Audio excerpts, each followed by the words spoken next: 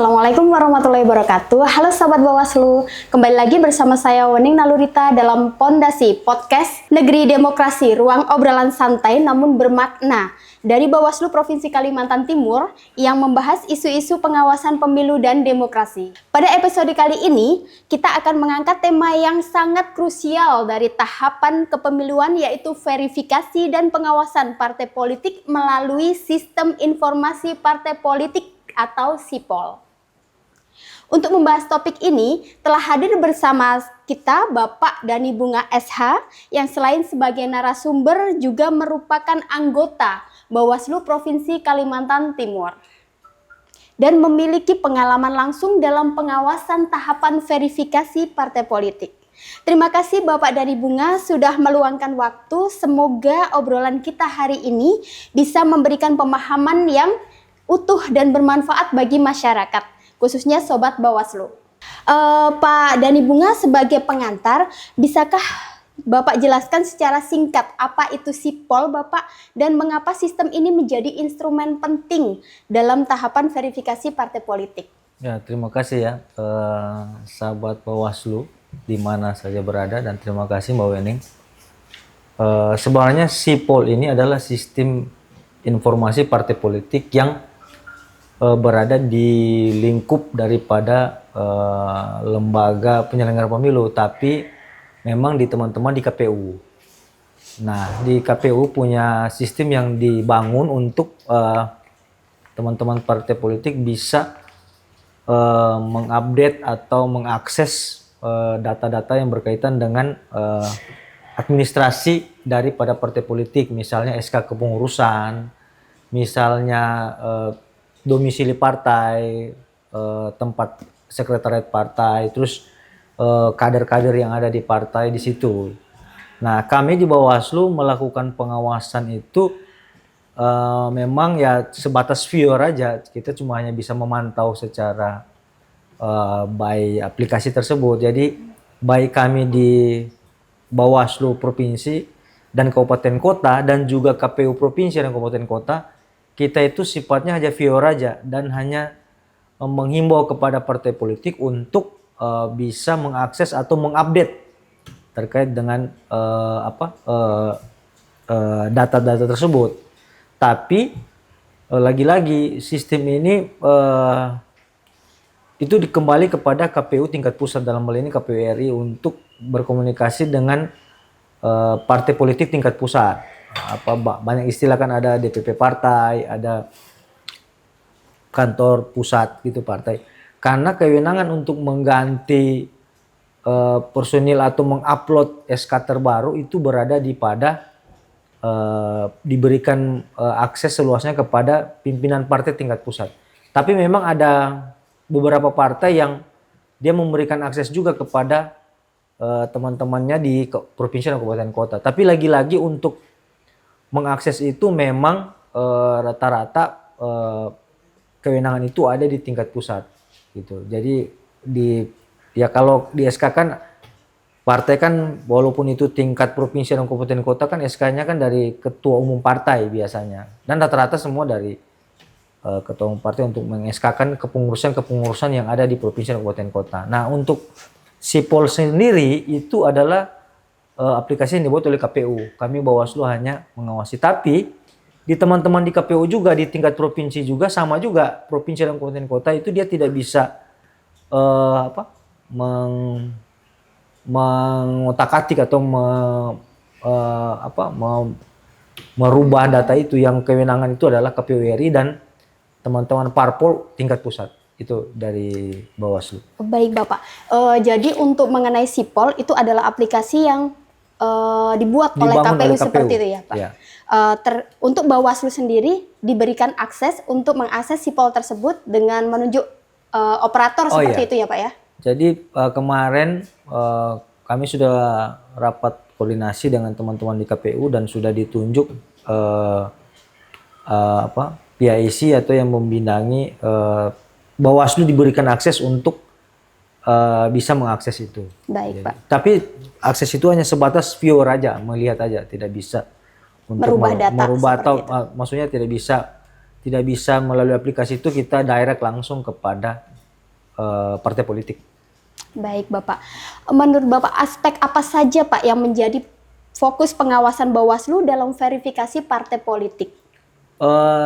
Jadi misalnya kepengurusan partai, misalnya ya ketua sekretaris bendahara dan juga kader-kader yang masih menjadi bagian daripada kepengurusan partai tersebut. Begitu juga dengan sekretariat atau alamat daripada kantor atau sekretariat daripada parpol apakah masih sama atau berubah. Begitu juga dengan status daripada kader-kader partai di bawah, apakah sudah pindah, ada yang pindah partai atau apakah ada yang keluar dari partai karena mungkin menduduki jabatan sebagai PNS atau ASN terus mengundurkan diri atau memang mengundurkan diri dari kader partai. Itu yang menjadi fokus kita agar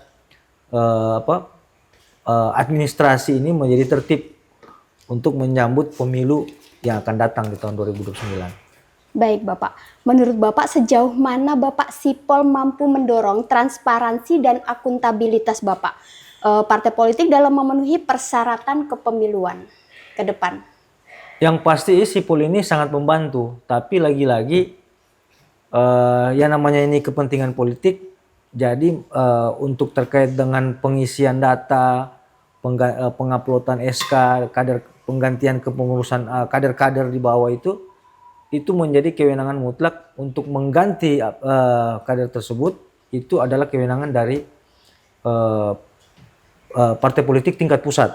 Jadi memang tidak diberikan, ada beberapa partai hanya sedikit partai memberikan kewenangan, tapi itu kan kembali lagi kepada regulasi aturan yang ditetapkan di dalam internal partai. Jadi itu yang menjadi catatan kita dari Bawaslu. Tapi dari rapat koordinasi kemarin kami sudah menghimbau teman-teman di provinsi untuk mengingatkan teman-teman di kabupaten kota kalau ada pergantian atau ada perubahan itu segera disampaikan ke partai tingkat pusat untuk mengupdate itu, merubah itu, memperbaiki lagi administrasi tersebut. Jadi mengenai untuk perpindahan domisili itu bagaimana Bawaslu bisa mengetahui Pak? Apakah sudah dijelaskan dalam sipol tersebut? Kemarin hasil koordinasi memang ada beberapa partai yang sudah merubah, kita sudah lihat. Tapi ada beberapa partai yang menurut informasi fakta di lapangan sudah berubah tapi di sipol belum berubah. Tapi lagi-lagi itu menjadi kewenangan dari partai politik tingkat pusat. Tapi dari langkah daripada Bawaslu untuk menyikapi ini mungkin dalam waktu dekat ini di awal tahun 2026 ini Bawaslu akan berkunjung ke semua partai yang ada di Provinsi Kalimantan Timur untuk mengingatkan, ya sekalian kunjunganlah silaturahmi lah ke teman-teman partai politik untuk mengingatkan partai politik tingkat pusat, untuk mengingatkan teman-teman tingkat pusat untuk bisa mengupdate data tersebut dan juga mengingatkan teman-teman di tingkat kabupaten kota untuk bisa mengupdate itu kalau misalnya ada pergantian kepengurusan seperti di itu. Setiap partai politik. Terakhir Pak Dhani, apa harapan dan rekomendasi Bapak agar pengawasan verifikasi partai politik melalui sipol ke depan bisa semakin efektif dan berkualitas? Jadi memang ada penyelenggara pemilu dalam hal ini KPU dan Bawaslu ya, harapan kami di Bawaslu sih sebenarnya kan memang di regulasi KPU itu tidak ada aturan karena di KPU dia sesuai dengan tahapan, sesuai dengan tapi harapan kami kolaborasi antara penyelenggara pemilu, Bawaslu dan KPU ini ibaratnya kita menjemput bola. Jadi tidak hanya menunggu-nunggu di melihat aplikasi itu, tapi alangkah baiknya KPU dan Bawaslu kita jemput bola ke teman-teman partai politik untuk mengingatkan mereka untuk kalau ada pergantian kepengurusan atau pergantian domisili tempat sekretariat atau kantor itu segera diupdate ke aplikasi itu supaya itu menjadi catatan persiapan untuk pemilu ke depan. Dan juga terkait juga dengan kader-kader, misalnya ada kader-kader yang sudah beralih status menjadi PNS. Nah, memang kemarin sudah sempat, dia kan sudah ada surat pengunduran diri.